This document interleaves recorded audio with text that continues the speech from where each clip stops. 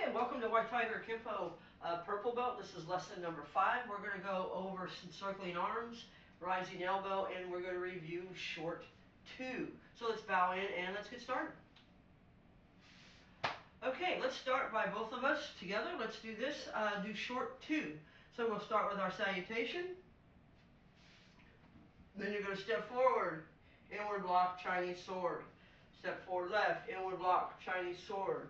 Cat stance out to 9, stop it. Cat stance out to 3, stop it. Cat stance back to 6, brush block heel palms. Sorry. Step out to 12, brush block heel palm. Draw to cat, downward block, stop it. Draw to cat, downward block, stop it. Inward, upward, half fist to the 230 position, inward, upward, half fist to the 1030 position, step forward, and close. So we have Chinese sword to 12 o'clock, stop hit to 9 o'clock, stop hit weak side to 3 o'clock, heel palm brush block to 6, pivot to face 12, heel palm brush block to 12, readjust your stance to our angles as we do a downward block heel palm to the 430 position. We slide in and we slide out, do a downward block heel palm, which is stop hit C to the 730 position. Then we're going to pivot to face 230, the total opposite direction, as we do an inward upward half fist. Then we pivot to face the other direction, which is 1030, inward upward half fist, and then you close and bow. Okay, so keep practicing that. Here in a few lessons, we'll start you on long 1, which will be made up of your self-defense techniques from this belt as well as your previous belts. So now let's get started with encircling arms A, B, C, and D. Encircling arms is for a tackle or someone trying to charge you. The first version we're going to do is a double strike followed by a wing chop. Now, as anything that we've always done, anytime someone's going to tackle you, we either go to a side horse, which is a very stable stance, or we try to get completely out of the way so that the tackle can go on through. In this case, that's what we're going to do. We're going to try to step completely out of the way of the tackle so that we can get out of the position completely. So we're going to do this by, as the tackling's coming in, now on A, they're further back. And A, B, C, D, they get closer and closer to you for the follow-ups. Okay, so the A version, they're coming in. As they come in, we're going to get out of the way and chop their neck. So this hand wants to come up and down. So this is a left chop to the back of the neck as you do a left dancer step back to 3 o'clock as your right hand sets up high to do a follow-up chop. So your first move, left to 3, dancer, left chop. So this is your first step. Then you're going to pivot all the way around and face 6. Chop again with your right as your left hand goes into chamber or a check position. Then from here you follow through, wing chop before they fall. So encircling arms in total is left chop, right chop, wing chop. Okay? And that is encircling arms A. So basically you're going to start off facing 12. You're going to adjust with your left as you do a left chop. Right hand is cocked. As you come down and pivot, we're going to use our soft bow to go soft bowed horse for the chop through. And make sure you chop through this. And then come back immediately with a wing chop to the throat as we stay facing 6 o'clock. Okay, again on A. 1, 2, 3. Very simple. Okay, the B version. B version is your first what if. What if you've done your first chop, your second chop, but your timing is off and they're no longer in position to do the wing chop. They've kept on going. Okay, so they're further out of the way than this. So what we're going to do is what we call a defensive side kick. And you want to kick anywhere in the body that you can get. Preferably, most likely your targeting will be lower legs, thighs area. So you're going to go chop, chop. You realize that they're no longer there. They're somewhere around here. So we're going to do a defensive side kick to somewhere in the body. Depending on how they're facing, if they're coming in like this, you might get the ribs, but more likely you're going to get a thigh or something to that effect. So the A version on encircling arms, 1, 2, wing chop. The B version, you've done your first 2 moves. The component is not there now for the 3rd move, so you do a defensive side kick to somewhere in the body in the general direction of 730. Then we have the C version. This is another what if. In this scenario, you've done your 1, 2, but as you know, when some people are coming in to tackle or charge, their hands are out like this. They're not in tight. Now, usually they're going like a big old bear hug.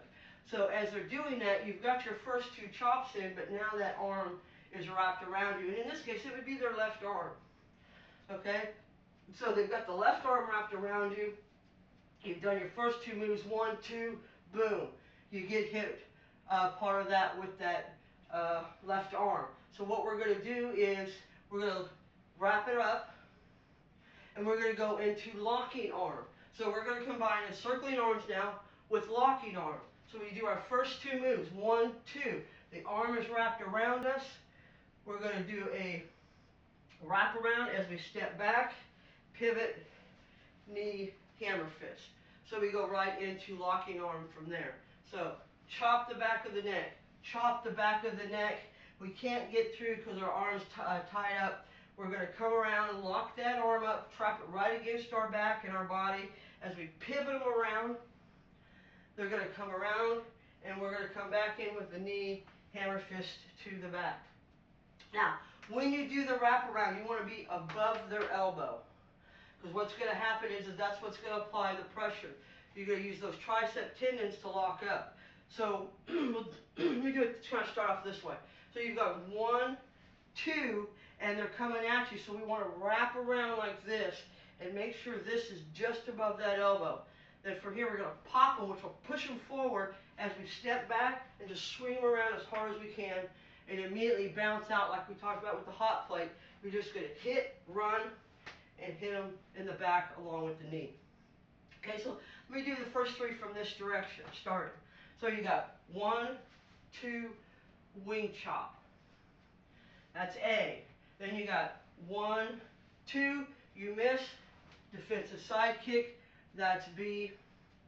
Then you got 1, 2, your arm is pinned, the arm's wrapped around you, you wrap around the arm pinning it against your back, pulling them around, knee, hammer fist. That brings us to D. D has got a stutter step in it. What we have here now is we started to do the first move, and we didn't even get it in. The guy came in way too fast for us. We didn't time this properly, so we got as far as here. Now we're wrapped up. So we're going to adjust our stance. So your first move is basically to about 6 o'clock. Left foot to 6, and just stop. Then you're going to start again by stepping back, left foot to 3, wrap the arm up, and continue on with that move. So it's just like C, except we're going to have 1 extra step in it. So again, C, 1, 2, wrap, then pull. Now D, we're going to add 1 more step. We're going to step to 6, we get pinned, then we adjust our stance. So now we're back into the C position, wrap around, pull them, knee to the body. Okay? So from this angle here, if we start from here, you're going to stop here, readjust, wrap around, pull them in, knee, hammer fist. So let's go through these one more time. Encircling arms A, chop the back of the neck, chop the back of the neck, wing chop the throat. Then we have B, 1, 2, no longer a target for the throat, so we do a defensive side kick to the body. C, 1, 2, our arm is now wrapped, so we wrap around and pin their arms, pivot back to 230, knee, hammer fist. Then we have D, start the first chop, we stop at 6, readjust our stance so that we're now facing the 6 o'clock position like we do on C, wrap the arm around, pin, knee, hammer fist. Okay? And that's encircling arms A through D. Now, rising elbow. Rising elbow is really simple. This is going to be a very simple technique because you already know half of it. Remember I talked about circling elbows being in a lot of those techniques. Here's another one of those examples. We have our arms pinned, but they're high, so we still have the use of elbows down. So as anything happens, as soon as we are grabbed, we immediately step out and hammer fist that groin. Open up the center line, hammer fist the groin with the right hand in check. So this is your first move. Now the theory is as soon as you hit them in the groin, they're going to spread the arms and spread out a bit, which is what most guys' reactions are to that type of a strike. So as soon as we go from here, we're going to immediately go into circling elbows. So all we're doing is taking circling elbows and adding one more move to the start of it. So we're here, bear hug, elbows down free, hammer fist the groin, immediately go into circling elbows to finish up the technique. And that's all there is to rising elbow, except for one more thing. I forgot one more move, and that is my fault. So I apologize for that. So as they grab, we hammer fist grab, rise up. Okay? And this is when, okay, so we're going to hammer fist and elbow. This is where the rising elbow comes in. So as we do this hammer fist grab, and then elbow up and over. Okay? I forgot that grab there. Okay? Again, rising elbow, we step out, hammer fist, grab the groin, and go over. Again, 1, 2, and grab. Okay? So you're not going to be putting your hands into chamber on this, because as soon as you grab, this hand's just going to circle around, and you're going to lift them up and kind of scrape up the center line with the elbow as you come around into circling elbows. So again, bear hug, arms pinned, hammer fist, hand in check, grab, swing in and around like you do on circling elbows, up and over, and that's called rising elbow. Okay, that's your next lesson for purple belt. Keep practicing short 2. Practice all your techniques up to this point, and in your next lesson we'll learn your next 2 techniques. So until then, keep moving forward, and we can't wait to see you in your next lesson.